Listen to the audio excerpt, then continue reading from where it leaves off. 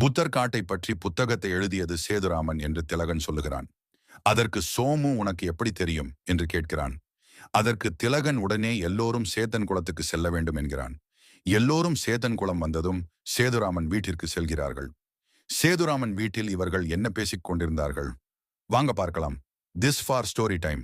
சேதுராமன் வீட்டில் சோமு புத்தர் காட்டை பற்றி பொய் சொல்லி எதற்காக எங்களை அந்த காட்டிற்குள் அனுப்பினாய் என்று கேட்கிறான்.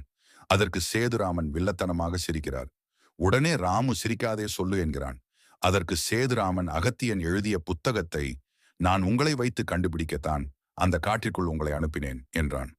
உடனே பீமா அப்போ அந்த பழைய வீட்டில் கிடைத்த புத்தகம் உங்களோடது தானே என்று கேட்கிறான். அதற்கு சேதுராமனும் ஆமாம் என்கிறான். உடனே சோமு எதுக்காக இவ்வளவு செஞ்ச என்று கேட்கிறான். அதற்கு சேதுராமன் புத்தர் காட்டில் வினோதமான கல் உள்ளது. அந்த கல் மதிப்பு அதிகம். இது மற்ற யாருக்கும் தெரியக்கூடாது என்று அந்த காட்டில் எனது ஆட்களை வைத்து எல்லோரையும் பயமுறுத்தினேன் என்றான். உடனே சோமு அதற்காக அந்த காட்டில் செல்பவர்கள் எல்லோரையும் கொலை செய்வாயா என்று கேட்கிறான். அதற்கு சேதுராமன் யார் வந்தாலும் கொலை செய்வேன் என்கிறான். உடனே சோம்பு நீ மாட்டிக்கொண்டா என்கிறான். சேதுராமனும் இவர்கள் என்ன சொல்கிறார்கள் தெரியாமல் நிற்கிறான்.